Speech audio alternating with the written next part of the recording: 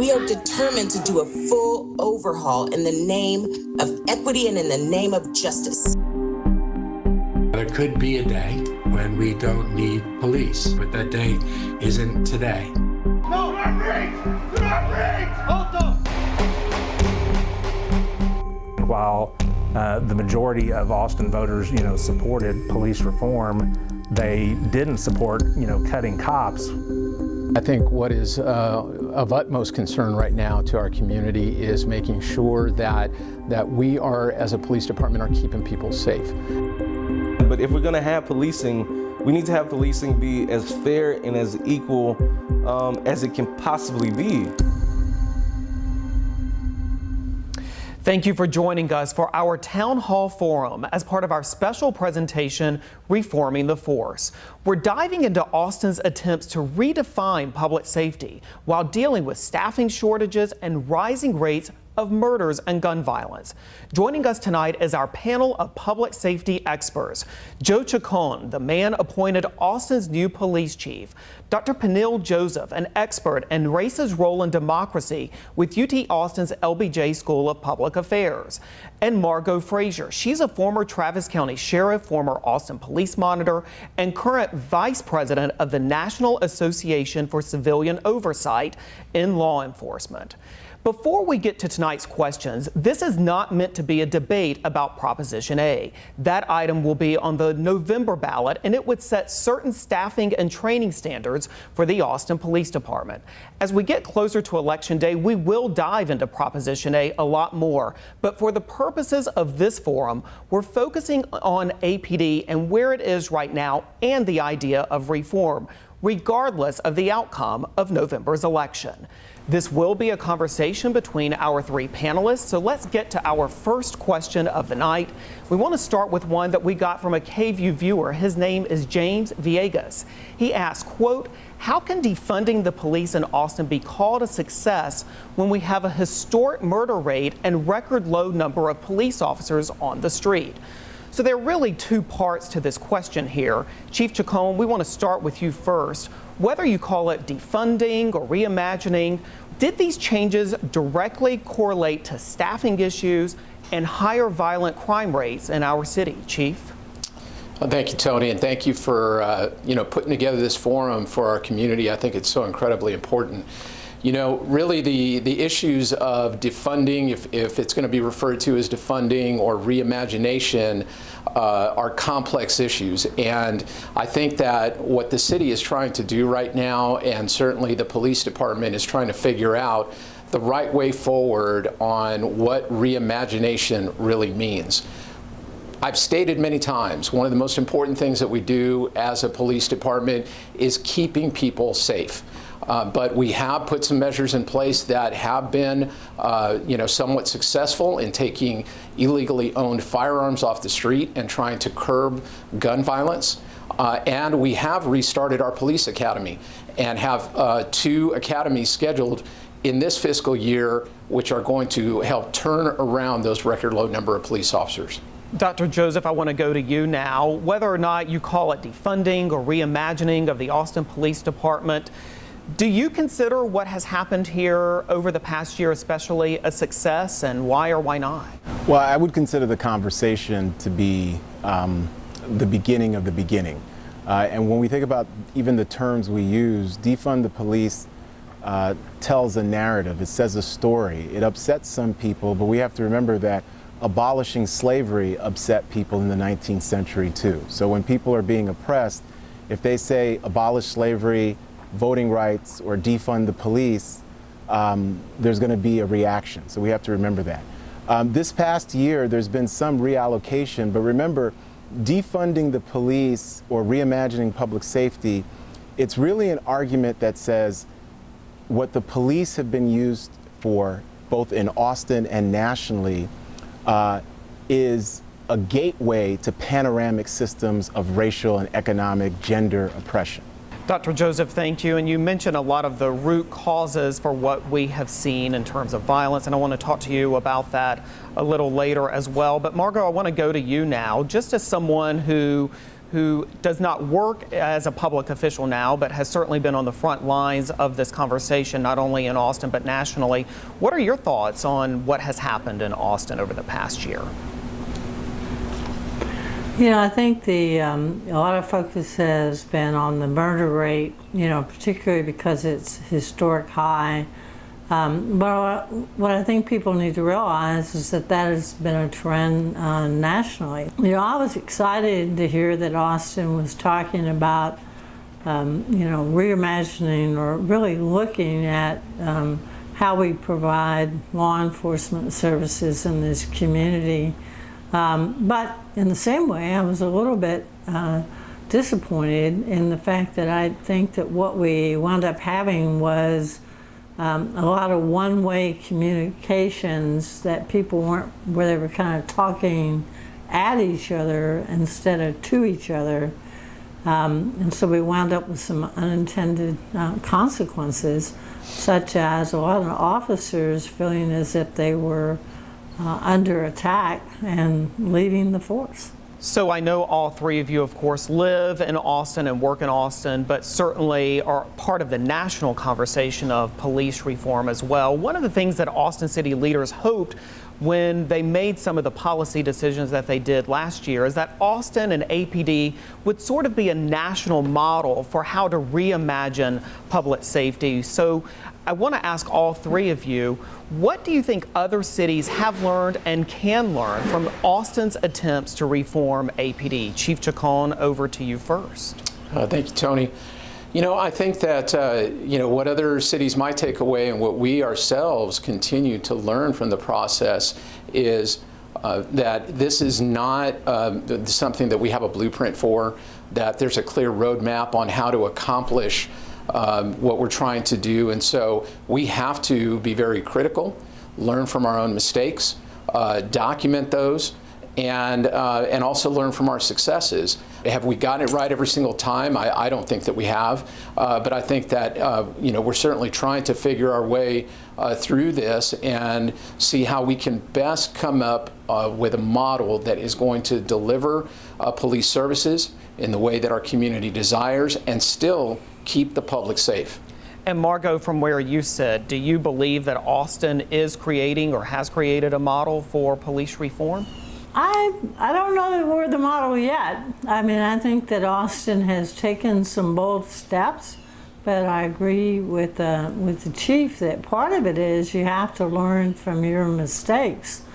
Often what happens in Austin, no matter what the issue, is that the loudest tend to be heard, as opposed to recognizing that there are other aspects and segments of the community that need to be involved in the conversation. And so I have faith. I mean, I think probably every one of the Austin city leaders, I have faith that they can kind of adapt what they're doing and make sure that it is more inclusive. But I think it could certainly benefit from being more inclusive of all the different segments of our community. Dr. Joseph, much of your study has focused on race relations and civil rights, and many of the changes we've seen in Austin were, of course, in reaction to last year's unrest and the push nationwide for social change. What do you think other cities have learned from Austin's attempts at police reform? Well, I think they've learned how just difficult it is. I think one of the things we're seeing is that, look, the most important stakeholders here are the black and brown and white and Asian people who've been killed by APD and other police departments and their families. Those are the most important stakeholders. The most important stakeholders are those who are mentally ill, who've been brutalized, people who are homeless or housing insecure, who've been mistreated. The people who were protesting peacefully last summer who lost eyes to APD rubber bullets. Those are the stakeholders if we believe in American democracy and if we believe in human rights for all people. So APD and the money we spent on APD has made maybe some people safer, but has it made the entire community safer? What we should be trying to do here in the city of Austin is build a beloved community that is free of racial injustice, free of economic inequality, and free of any kind of systemic oppression or structural violence against any community. And that's what last year was all about. So we're going to pause there for a quick commercial break. When we come back, we're digging into the issues of police staffing and rising crime rates nationwide. You're watching a KVUE News Defenders Austin American-Statesman special presentation, Reforming the Force. Welcome back to our Reforming the Force Town Hall Forum. We're back with our panelists, Austin Police Chief Joe Chacon, Dr. Peniel Joseph with the LBJ School of Public Affairs, and former Travis County Sheriff and Austin Police Monitor, Margot Frazier. So let's jump right back in. We know there have been a lot of retirements and resignations among APD's sworn staff in the past year or so. We got this question from quite a few viewers. It was phrased in different ways. We'll ask it this way. Has Austin's effort to reimagine public safety driven good officers away? What can the city do to retain staff? Chief Chacon, your thoughts on this question? You know, it's a great question and one that we continue to look at. We've had many officers that are eligible to retire decide to go ahead and take that option, and then many officers who have decided to resign right now. I think that the reimagination and really the overall national narrative around policing right now has made the policing profession really, really hard right now. And that is not lost on our officers.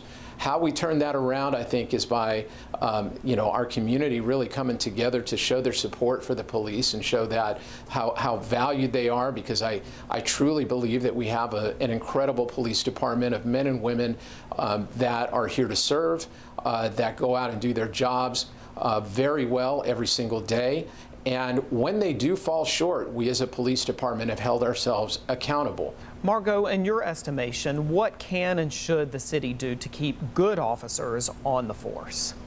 A lot of the deputies and officers that I know were very frustrated when they felt like they were being painted with the same brush as, officers like in Minnesota. We have to talk in terms of the fact that we value our officers, but that we demand a lot of them as far as the way in which they interact with people, and we provide them the training to do so. Dr. Joseph, we know that APD changed its police academy to style it more like a college classroom and less like a military boot camp. I want to ask you, what are some of the things that rookie APD officers who will hit the streets next year can do to mend broken relationships with the community?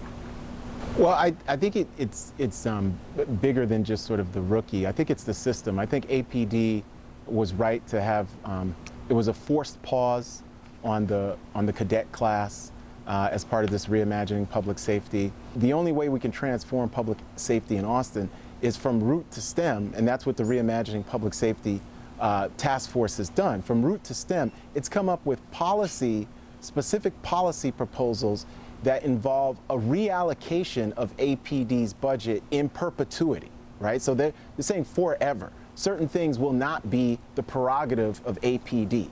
So alongside of that, you're getting investments in some of the poorest neighborhoods in Austin. Because again, the poorest neighborhoods in Austin, the difference between those neighborhoods and the neighborhood I live in, it's not that somehow we're such better people in this neighborhood. We've been cared for. We have resources. We have education, right? But there are other parts of the city that the city has not shown love, that is not part of our potential beloved community. And what APD stands for them is an occupying army rather than a shining sentries for justice and for peace, right? So we can transform policing in Austin, but the only way we can transform policing in Austin is to admit that we have a systemic problem. It's not about a few bad apples. And the way in which rookies could impact that is the way in which they would treat citizens here in Austin, and just people, whether they're documented or not, as human beings, and not to think of every single person that they encounter as a criminal and not to criminalize them. And Chief, I wanted to ask you that as well. What will be your expectation for these new rookies when they hit the streets in the next coming months? So Tony, you know, when we began our most recent academy class, the first 2 weeks was a program called Community Connect, where our brand new cadets went out and they met with the members of our community, different stakeholders. We are grounding our training based in service. You know, I'm sorry that there still are people, you know, who feel that we are an occupying force and an occupying army. That is certainly not my intent as the chief of police. It will not be the way that, you know, the Austin Police Department, from my expectation, is going to deliver services. We are here to serve. And I think that our officers go out and just do an incredible job of treating people with respect and you know, providing that service in a moment of crisis for people when they call 911. I know that is you know, the overwhelming outcome of our calls, and on those calls where we have tragic outcomes or even bad outcomes, we will critically look at those and make adjustments to make sure that you know, we try and keep those from ever happening again. Chief, thank you so much. We want to pause for another short commercial break, and when we come back, we'll continue our discussion about staffing and talk about what to expect in the future. You're watching a KVUE News Defenders Austin American-Statesman special presentation, Reforming the Force.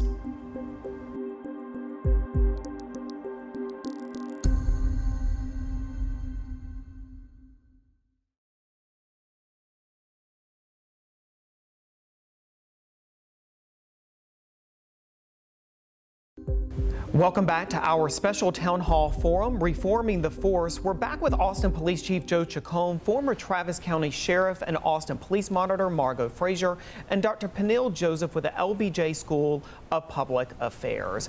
The Austin Police Department's budget is now back at 2019 levels as of October 1st. Chief Chacon, I want to start with you with this question. What could change as part of the new budget? Will APD simply go back to the way things were in 2019? You know, we're always going to be looking critically at our funding levels. I think it's important that a police department be well funded, that we have the appropriate number of police officers that are necessary to answer those priority urgent calls. When people call 911, they need officers there and they want them very quickly. And I think that that is the expectation of our community. So that being a kind of driving element in how funding levels are determined, it, you know, has to be made at that city level. But I'll tell you right now, my priority is bringing people onto the department. Our staffing levels are low and need to be brought back up. Our priority call response times are lower or taking longer, and that is of great concern to me right now. And so I think, you know, it's going to be kind of a multi-pronged effort that is going to take some time to really work through. Margot, what changes would you like to see APD keep as part of the reimagining efforts, particularly as this new year's budget takes effect?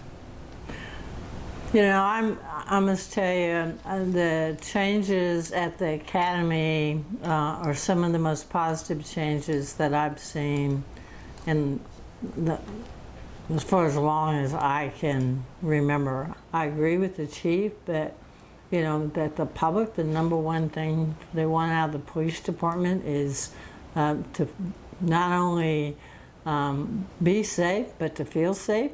And so that requires that when somebody calls 911, that they get an appropriate response. That's not always a police officer, and sometimes that looks different.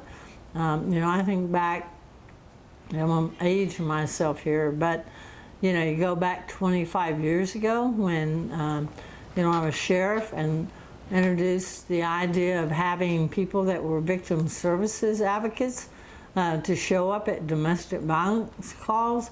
People thought that was crazy. It not only, again, frees up officers, but it also makes it safer for the officers, for the persons that they're interacting with, and provides a better quality of service. Dr. Joseph, we're running out of time here, but I do want to close this question with your thoughts. What changes would you like to see APD keep as part of the reimagining efforts, particularly, again, as this year's budget goes into effect? Well, I think it's really more about what changes were proposed by the Reimagining Task Force, and that has to do with rediverting the priorities that the police have, rediverting. There were different proposals in there, including stopping the use of police dogs, which disproportionately bite Black and Hispanic men, police horses, switching lake patrol to EMS, stop officers' self-initiated calls, completely revamp the curriculum of the academy beyond what already has been done. So there's so much that needs to be done. So instead of having police that stand as sentries between segregated neighborhoods and segregated communities in Austin, we would have public safety, which is a concern to all of us who are citizens, who are parents, who are undocumented, be the priority. And from that perspective, the reallocation wouldn't be seen as a threat, right? Because the police are there to serve us. We are the stakeholders of the police. So if we say we're going to use this money to help other parts of the community while still having a police force, it doesn't mean that we're anti-police. It means that we're for transforming public safety so it can be part of building a beloved community here in Austin. Dr. Joseph, thank you. Chief Chacon, one last thing as we close out our conversation here. Several groups, including the Austin NAACP and the police union, issued statements opposing your hiring as the new police chief. So we want to give you a chance to have some final thoughts on not only that opposition, but also to talk about your goals for your first 6 months as police chief and what metrics you are going to be setting for yourself and the department to accomplish those goals. Thanks, Tony, and thanks for giving me an opportunity to address this. This is really, as we've gone through the whole reimagination process and, the transition to a new police chief, I know that our community, if they think that major change is needed or is desired, that how are you going to accomplish that with somebody from the inside? And I can tell you that just looking back on my career, specifically what I've done over the last several years, and then in my time as an interim chief, is that I have been moving us in that direction of change. I feel confident that I'm going to be able to win the hearts and minds of those that have doubts about me and about where I'm coming from and who I am, and I will show that in the coming months and years. Chief, thank you so much. We want to thank all of our panelists for providing their insights tonight. And we want to thank you for joining us for this special forum as part of Reforming the Force. You can watch our 3-part series online right now, and you can find continuing coverage of public safety in Austin by going to KVUE.com/police. Have a good night.